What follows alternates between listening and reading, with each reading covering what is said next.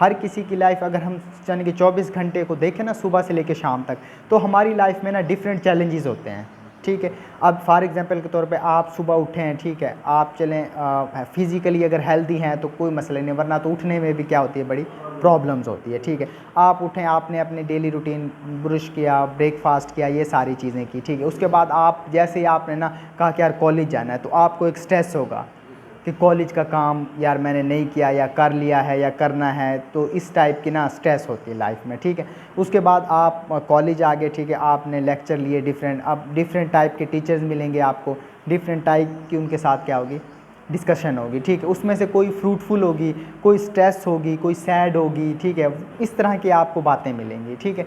उसके बाद आप वापस गए, आपने वो घर के जो काम करने थे किए, ठीक। उसके बाद आपको ना आपकी मदर ने फॉर एग्ज़ाम्पल या आपकी वाइफ ने या आपकी सिस्टर ने कहा कि मुझे ना ये चीज़ ला दो, ठीक है। अब आपके पास पैसे नहीं थे, तो एक स्ट्रेस वाली सिचुएशन आ गई, चैलेंज आ गया आपके पास, ठीक है।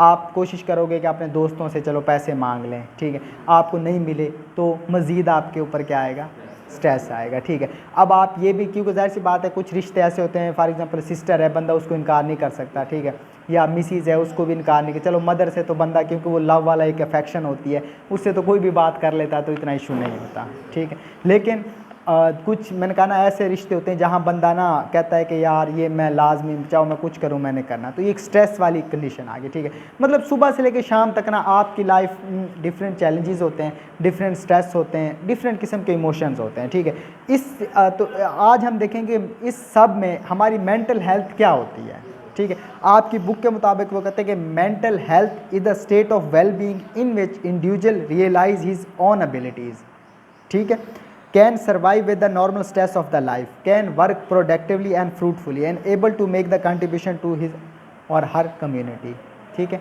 इसका मतलब ये है कि मेंटल हेल्थ कहते हैं वेल बीइंग को, ठीक है, कि आप तमाम तर स्ट्रेस के बावजूद, ठीक है, आप कैसे सर्वाइव कर रहे हो, ठीक है। आपके जो प्रेजेंट देखो ना, मैं अक्सर बच्चों से कहता हूँ IQ का पता है ना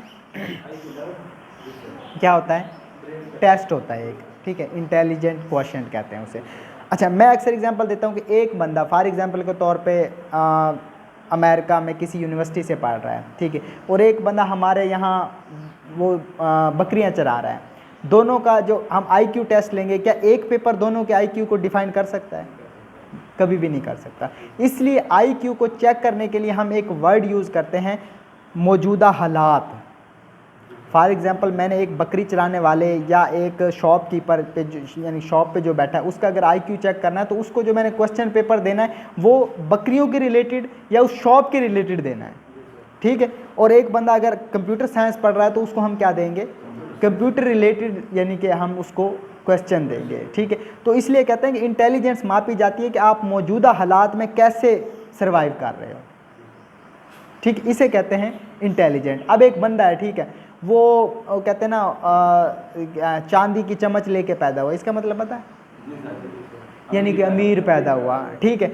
अब उसके लिए पैसे कमाना इतने चैलेंजेस नहीं है, ठीक। अगर वो पैसे फॉर एग्जांपल के तौर पे वो महीने के 2 लाख रुपए कमा रहा है ना, ठीक है, क्योंकि उसको अपने बिजनेस की सपोर्ट है, पेरेंट्स की सपोर्ट है, सब चीज़ की सपोर्ट है, तो उसने कोई तीर नहीं मारा। लेकिन एक बंदा, ठीक है, जिसके घर में एक टाइम का खाना था और एक टाइम का नहीं था, ठीक है, उसके पास कपड़े थे या जूतियाँ नहीं थी, अगर वो बंदा, ठीक है, अपनी इंटेलिजेंस से पैसे कमाएगा तो हम कहेंगे कि यार ये इंटेलिजेंट है, ठीक है। हम मौजूदा हालात को देखते हैं, हम ये नहीं कि बस यानी कि प्रेजेंट आपने कंडीशन देखी, ये नहीं उसके बाकी हालात नहीं देखे और आपने उसका IQ टेस्ट कर दिया, ठीक है। तो मेंटल हेल्थ भी ये है कि आप जिस माहौल में रह रहे हो ना, ठीक है, आपकी लाइफ में जो स्ट्रेसेस हैं आप उनको कैसे बियर कर रहे हो, ठीक है।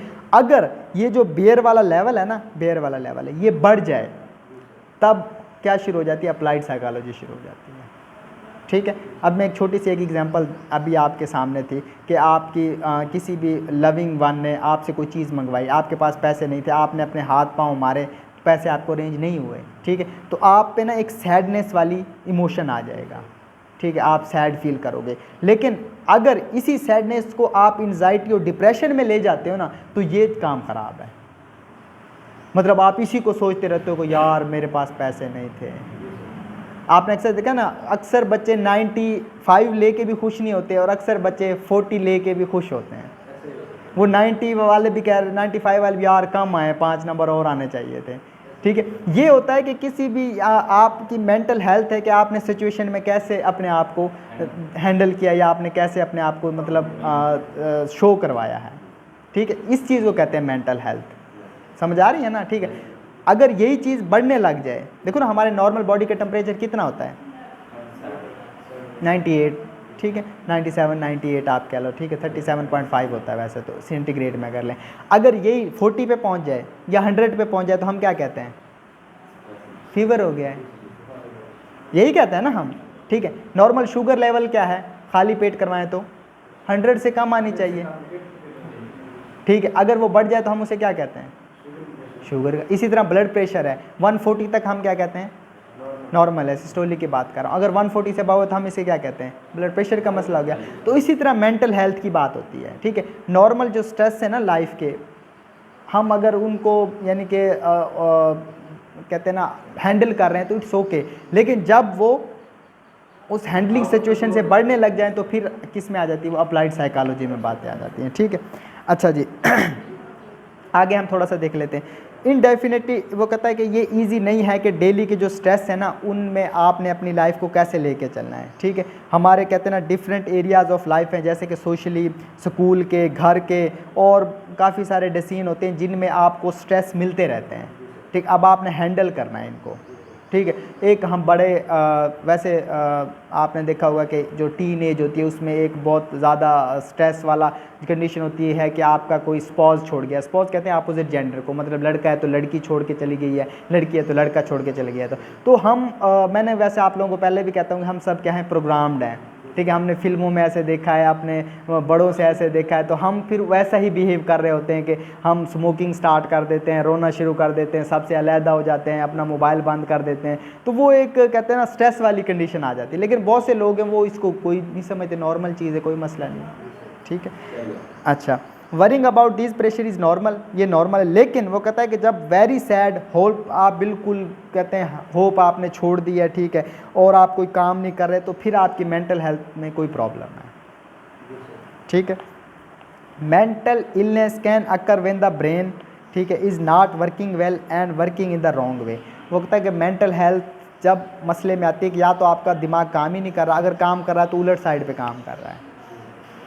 ठीक है, when the brain is not working properly one or the more of this 6 function is disturb. जब आपका ब्रेन काम नहीं करता तो ये फंक्शन आपके डिस्टर्ब होते हैं। सबसे पहले थिंकिंग, आप हमेशा गलत सोचोगे, फिर उलट सोचोगे, मैं घर छोड़ जाऊंगा, मैं बड़ा बंदा बन जाऊंगा। ये कभी फीलिंग आई है?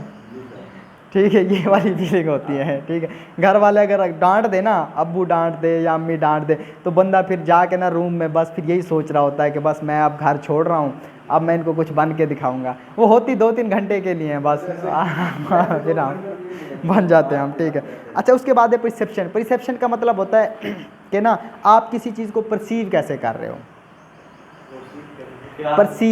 परसीव का मतलब ये है कि फॉर एग्जांपल के तौर पे कोई चीज़ पड़ी हुई है ना, अब ये नॉर्मल चेयर पड़ी हुई है ना, कोई इशू नहीं है।